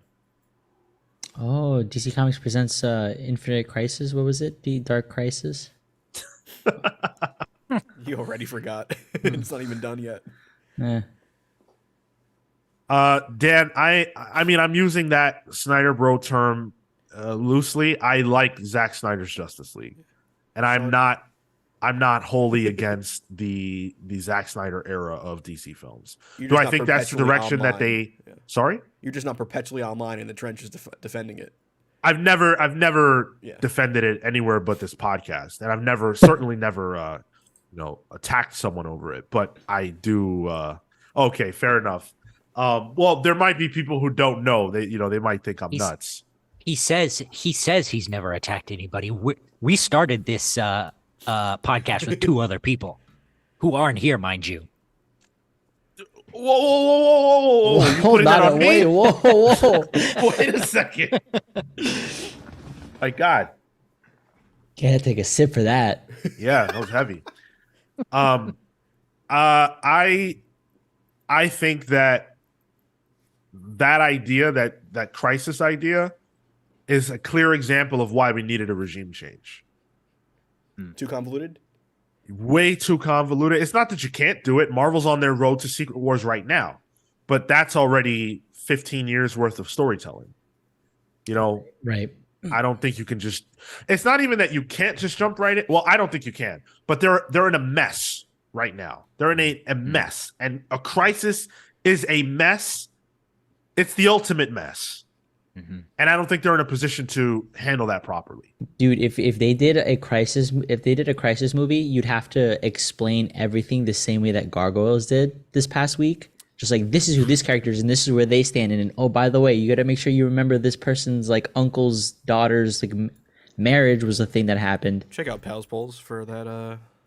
Yeah, plug in the most recent episode of Pals Polls there. Yeah.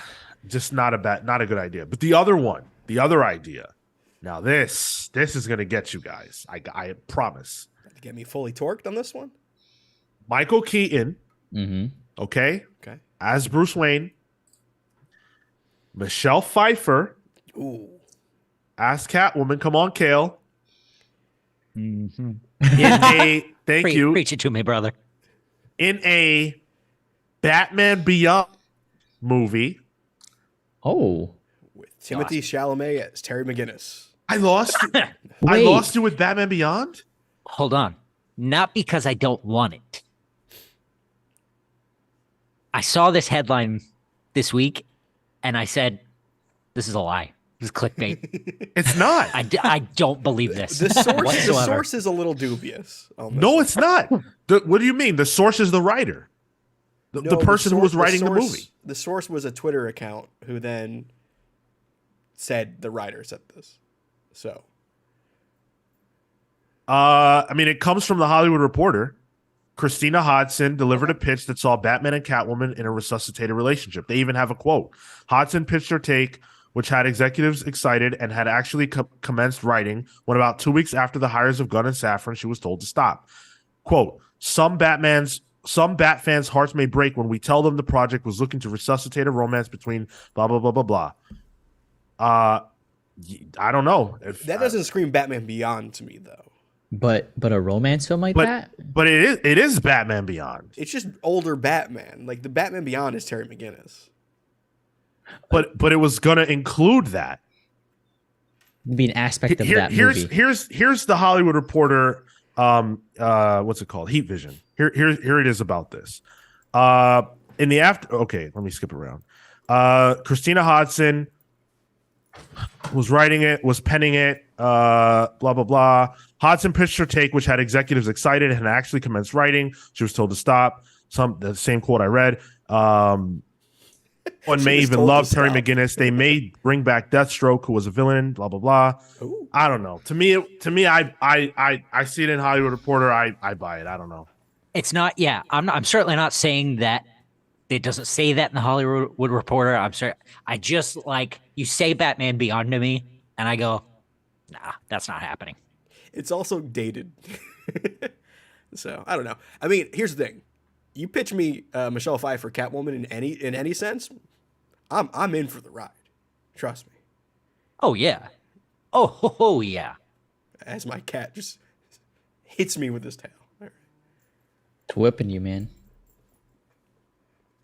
Yeah. So that was another thing where it's like, do I want to see that movie? Yes, I do. Is it a good idea right now? No, it's not. Yeah. I think they need to, focus up. I mean, if they got it, fucking why not? Like If they can do it. they say even if it's not Batman Beyond, slap that name on it. Like Yeah. it'll sell like hotcakes, man. Yeah. It'll sell like Batman. Which And- in this yeah. economy is selling better than hotcakes, I gotta say. All these cancellations, all these scripts being put on pause, all these actors being held in limbo is causing problems in Hollywood. We don't think about or talk about the fact that like these movies take so long to make, so much time to write or act in, and for it to be up in the air like this is causing agita among creators. Two among them are the directors of Batgirl, who have said that the cancellation of Batgirl was a traumatic experience, and that they would be willing to return to DC under the condition that the movie come out, which I guess I can understand. I mean, yeah, that's a pretty pretty low bar. Oh, Can't- you'll they put our can't do movie it, out? though. Yeah, we'll come back. Like the tax write-off Please. already happened though. Like that's a pipe dream. The Deadline article on this subject headlines DC disruption has town jittery. And the first paragraph, the first couple of paragraphs is about how this is upending Hollywood. And it's pissing off a lot of people. Direct quote, this is it. And it's a horrible optic. This business is based on relationships. I've been saying this about Warner for 2 years. Warner Brothers has alienated Christopher Nolan. Warner Brothers has alienated the director of Dune, whose name I'm forgetting. Villanueva. Thank you. They've now alienated Patty Jenkins, even though I think they alienated her in 2020 when they threw her a bag to prevent her from going out and complaining about the fact that Wonder Woman 1984 was a sacrifice. And who knows? I mean, who knows how many other people they've alienated whose names we don't even know. And they continue to do that. Now, it might be for a good reason. It might be to try to right the ship, but it's still a situation where you're alienating creators from your company. You know, who knows if Christopher Nolan would have said, you know what, I want to make The Dark Knight 2 or whatever. That ain't happening. So it's a bad look. And James Gunn knows that, which is why James Gunn himself responded to the Hollywood Reporter article. He said, so as for the story yesterday in the Hollywood Reporter, some of it is true, some of it is half true, some of it is not true, and some of it we haven't decided yet whether it's true or not. Although this first month at DC has been fruitful, building the next 10 years of story takes time, and we're still just beginning. Peter and I chose to helm DC Studios, knowing we were coming into a fractious environment, both in the stories being told and the audience itself, and there would be an unavoidable transitional period as we moved into telling a cohesive story across film, TV, animation, and gaming. But in the end, the drawbacks of that transitional period were dwarfed by the creative possibilities and the opportunity to build upon what has worked in DC so far and to help rectify what has not. We know we are not going to make every single person happy every step of the way, but we can promise everything we do is done in the service of story and in the service of the DC characters we know you cherish and we have cherished our whole lives. As for more answers about the future of the DCU, I will sadly have to ask you to wait. We are giving these characters in the stories the time and attention they deserve, and we ourselves still have a lot more questions to ask and answer. This is 1 week before Gunn and Safran are slated to present their pitch to David Zaslav and the executives at DC. 1 week. Interesting. They've been announced for all this, what, 2 weeks ago, 3 weeks ago? Like, they have not been around that long yet. Yep. I personally like how fast they're moving. They need this. Yep, agreed. And Yeah. if and the thing is, like, James Gunn has a flair for the weird. Like with this Lobo rumor with Momoa, like that works. Him doing Peacemaker, like if he says That's fuck the good. Trinity and just does weird DC shit, honestly, I'm kind of cool with that. Like as Yeah. much as I love Superman, as much as I love Batman, and I don't think No, we've talked about bad the Batman move. stuff yet. That's a bad Agreed. move. There's no way. Like, maybe you personally feel like that, but as That's a totally personal thing. Yeah. Yeah. You just can't. Part of the reason why the DCU has suffered is the absence of Superman and a version of Batman that most people can't understand because they haven't read the comics. I think that it was a mistake. Even though I enjoy those movies, I think it was a huge mistake to make Batman old. Or I shouldn't say old, but not not a young man. Yeah. Older, You mean middle age, mid-average, I right? guess. Middle-aged, yeah. That was wrong. That was a mistake. I think to what he's saying, where they're still deciding what is true and what is not. I hope that extends to stuff like the Joker and stuff to like the Batman, where we can have that exist, maybe not as part of the universe, but have it exist siloed enough where, all right, this is gonna be they're doing their own thing, and we're gonna clean slate something else. I have an answer for that. Go for it. They have no say over that. Those are being viewed as almost like mini DC projects unto themselves, involve those direct creators. So like Matt Reeves reports directly to David Zaslav and Pamela Abdi and Michael DeLuca, not James Gunn and not Peter Safran. They only control what happens in projects that are labeled DCU. Gotcha. Okay. In that case, I don't like this Lobo rumor. Keep Momoa as Aquaman. I'm digging that vibe, and it will feel odd and dissonant to see him portray another DC character, knowing that he has such a forward-facing one in Aquaman. You mean the same way Chris Evans was the Human Torch and then Huh? became Captain America? What? Mm-hmm. Well, I would say that that's slightly different in the sense that this is theoretically within the same universe, and he literally just played Aquaman. So they're going to replace Aquaman with some other person, and Jason Momoa will still be there, just playing another dude. Like, that's kind of odd. Yeah, it feels weird. I would say that Lobo is a pretty decent exception to that because he's, he would be pretty heavily, made up and also he could reference that. Like Lobo's the type of character who can make the joke too, Just because you make a joke doesn't make it okay, who knows, but Be that as it may, I think that is the least of DC's problems at this point. I think you can do that and get away with it. But I think they have some major things they need to figure out. Chief among them is, who is Superman and what are you doing with him? Because all this back and forth, hemming and hawing. I mean, the last Superman movie came out 10 years ago. Yeah. If you don't count Batman vs. Superman as it is a Superman movie, but it's not Superman by himself. The last solo Superman movie came out 10 years ago. That's way too long. Damn, that long ago? Shit. Man of Steel. I mean, yeah, was it not? That's Yeah, isn't no, that like, it was. It was. Yeah, Time is 2013. weird to me, but that's bad to me. There hasn't even been in universe solo Batman movie. That's true. don't tell Ben Affleck that. He'll start drowning in Dunkin' again. And cigarettes. Affleck. Yeah, cigarettes and Dunkin', yeah. But sorry. Affleck's still Batman technically, right? I mean, at this point, I think it's hard to say who's what.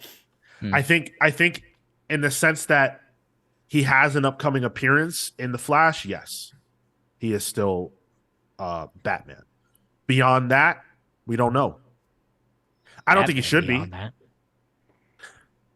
I don't think he should be. Not because I dislike what he did. I think he was awesome.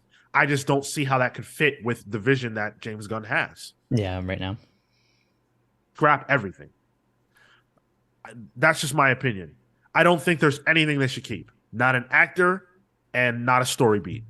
As much as I love Henry Cavill and I think he was great, I don't think he was the problem at all. And I desperately want to see him get his chance to be Superman, the real Superman. I think that ship has sailed. You know who gets the best deal out of all this? Liam Hemsworth. He gets that Witcher role, even though Cavill doesn't even get Superman. So, Hey, I'm grateful for him, or good for him, rather. Grateful too, I guess. Yeah. Somebody's got to take Miley Cyrus off the board. She's a menace. Sylv, you are right. We're the real winners in this situation. this is true. Yeah. Guys get endless content out of this mess. I love it to death. You don't have any idea how much I obsessed over the Sony hacks and those emails. That's one of my favorite things that's ever happened. Like privately, like I did that for my own self. We reported on it here. You did the but- hacks? No, I didn't do the hacks. Okay, good. Don't say that out loud. Don't say that. That's You can blame what's his name that does all the weed movies, the stoner guy. Franco? Not him, his friend, Seth Rogen? Seth Rogen and James Franco for the Sony hacks. Oh, true. But let's see. Dan says I was for a soft reboot, but I'm coming closer to Sean's feelings about a 100% reboot. Just rip the Band-Aid off. I can't see it any other way. You literally can just do an after credit scene in Flashpoint where, like universe reset and you just introduce the new actors. Like cast them now, just do it. The problem with that is Flashpoint is due out June 16th, which You is telling me you can't film my birthday. one after credit scene in that time? It's not that you can't, it's the casting part. Hey, they're moving They could do it fast. in AI. It's doable. They can use the algorithm. But then Superman might have a mustache, and that would be bad. That didn't work out last time. Thank you. I'm glad someone got that. Yeah, I mean, I feel like they need time to get it right. I don't want them to rush casting. I don't want them to rush a scene into Flash. You don't even have to have a scene in the Flash. You could just say, "Yeah, that's over. That phase is over. Let's just like you can just do a Justice League movie that doesn't acknowledge anything that came before. This is the League. That's it. Let's go." And you got that one text that pops up. The Flash will not return.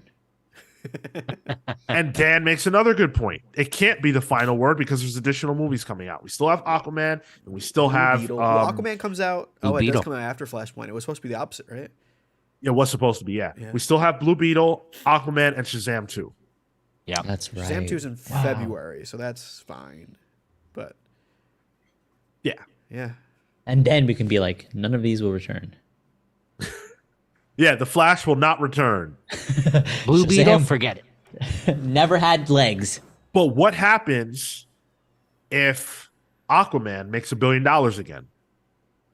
That won't happen. But what happens if it does? They'll Well, fire James Gunn. see, we have it figured out, actually.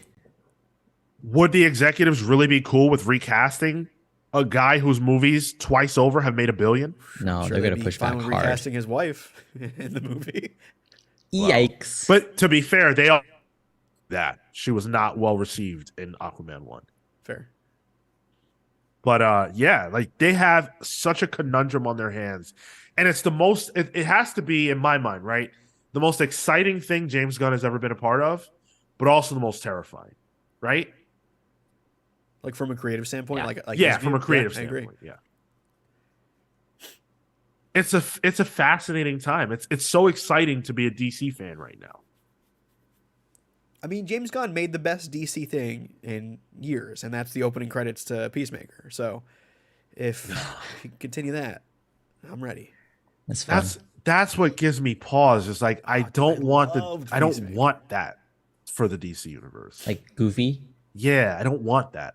It's not that I don't want it to be super serious like and dark like what Zach did. I don't think that's the appropriate tone. But I also don't think James Gunn's tone is appropriate either. Want a nice middle ground. Yeah. We'll see. Not to say that I think Kevin James Smith's Gunn Batman in a couple years. He's gonna get all his good friends to come in and do his stuff. what was the start of that sentence? We're gonna get Kevin Smith doing a Batman movie in a couple years. Oh my. Oh. Is that an oath like you want it or an oath like you don't, Kill? I don't do like Kevin not. Smith. No, I do not. I would not want that either. Not even for his movies. I just think he dresses strange. What? Leave my man you're alone. right. I mean, you're right. He lost a lot of weight. He looks good, but he's still wearing the same size hockey jerseys with shorts. Like, come on, dude. Let's get that wardrobe working. Says the guy who only has comic book T-shirts. But do as I say. I was about to say you should buy one of the Perez Hawaiian shirts that they're selling now. Oh, dude, I was looking at it. I was definitely. Oh, dude, are they really? Yeah. Yeah. His wife made a whole bunch of shirts for him. Now they're auctioning them off. I don't know. I think this whole situation at DC is exciting. It's hard to say that there is incompetence going on because this is really just a shift. It's a shift, and it's James Gunn and Peter Safran saying, we don't want you guys to make any moves until we're sure. So all this stuff that's on pause, hey, maybe it gets back on track. Maybe they do make a Batman Beyond movie with all the stuff that we discussed. Maybe there is a Crisis movie to come. Maybe Patty Jenkins does come back. I say any ideas that came before James Gunn sat in the chair should be banished. Yeah. Unless you're talking about the outside universe stuff. That you keep. Sure. Yep. It's all working. The Batman's the most successful Batman movie ever, apparently. It beat Dark Joker made $1 billion, I think. Knight. Oh yeah. Do not Keep it. touch that Lady Gaga Joker sequel. I will not allow it. That's gonna be so good. Super hyped for it. One thing you want James Gunn to say, one thing he could say that would ease your mind going forward. This is our slate for the next 10 years. Timeline. Yep. Yeah. Just give me a timeline. That's all I care about. Give me a I kinda timeline. agree with that, yeah. That's what I'm holding out, and that's what's gonna affect my opinion ultimately of where the direction goes and how I feel about that. He has been very open too about stuff too. So like I think that's the transparency is an interesting sign. I don't think he needs to be, but it is an interesting. It's a cognizant choice. I'd like to go out on a limb and say I wish he wouldn't do that. I think that Warner and DC have had a problem with talking too much. Well, you never hear stuff like this about Marvel ever. Like when was the last time you heard about internal strife at Marvel? Like you heard about it. It wasn't like, a rumor. Cabal. Sorry? Since the Cabal, Exactly. Yeah. Exactly. That's it. This makes Feige's role seem so much more impressive. Yeah. Just in he comparison. he is one of one. Absolutely. Let Best us know thing your he thoughts. could- Yeah, go ahead. Oh, Yeah, best yeah, thing yeah. you could say for me: no more superhero movies. Ooh, hot take. Shut it down. You just want a Slam Bradley movie. No more superheroes. Just detective shit. No, Dude, no, Just give me the spirit. done. We're done. No more comic books. No more adaptations No of more comic comic books. We're books. done. No funny We're only gonna become pages. an AI podcast going Done. forward. Makes things easier. I'm of a show don't tell mindset. I like how Marvel does it. You don't need to tell me about it. You don't need to gas me up. Show me something cool, and if it's good, I'll be there. That's it. Let us know your thoughts about all the stuff we've talked about. There's a lot to unpack. And if you guys have comments, if you're watching live and you have comments, we can do a talk back here as we close the show out. Let us know your thoughts about what's going on with DC. What are you more excited about? What DC's going to be doing or what we know Marvel is doing? I think I'm more excited by the unknown. Same. I think I'm more excited by the unknown right now.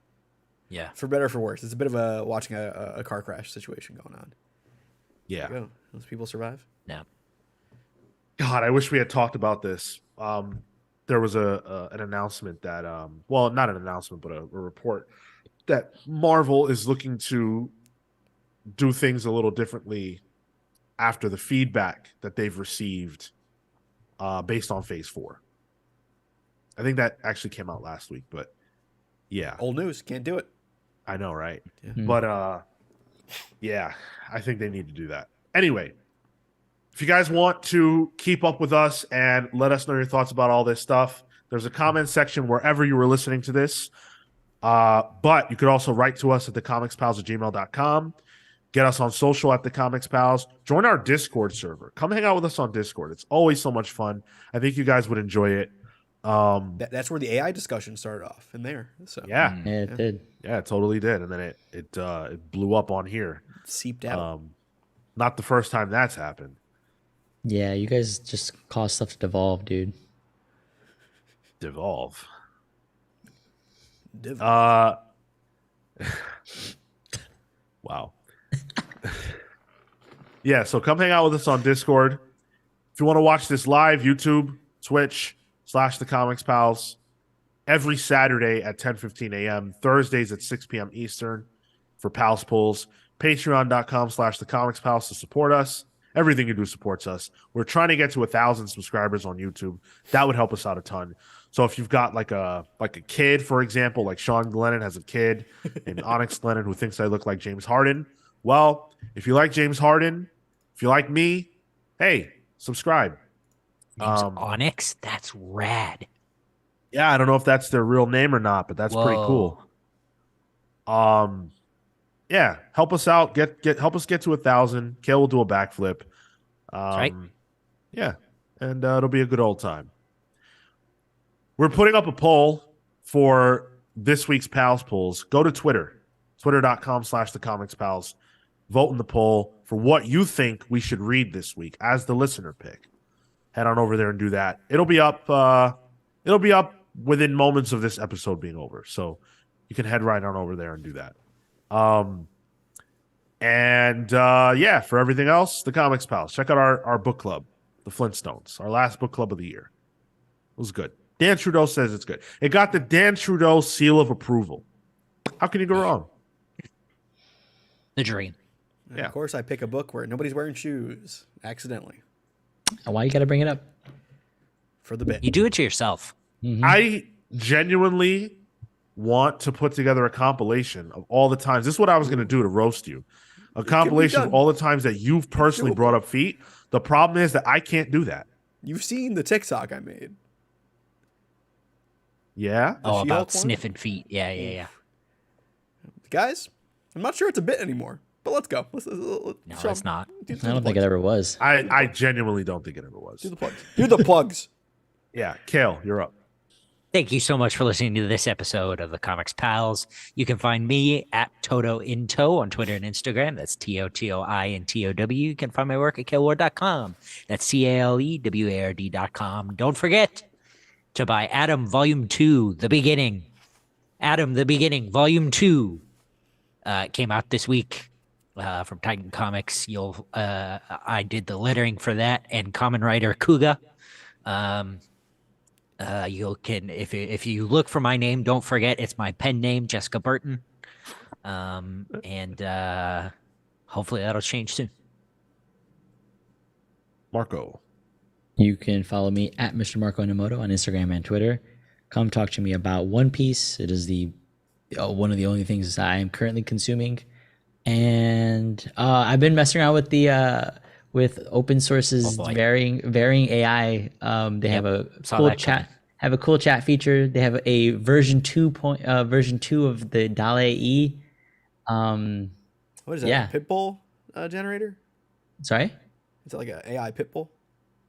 no, it's just another art generator. You're saying Dale-E. I thought it was like a Dale, you know? Oh, I got you. Well done. I think it's just Dali because it's art. Dali, Salvatore Dali. No. I'm on Twitter and Instagram only at Sean Soapbox. Hit me up to talk about how great of a game God of War is, why it should have been Game of the Year, why it was robbed by Elden Ring. I used to play with chatbots when I was a kid. Anybody remember Smarter Child? I remember the No. chat, like the AIM chat bots. Yeah. Yep. That was the AIM chatbot, Smarter Child. Those Know were the about good this. old days. I had friends. I don't. I didn't. So, Emphasis on had friends. I don't. They're still on AIM. Yeah. AI was my friend. Thank you for listening. We will see you guys next week.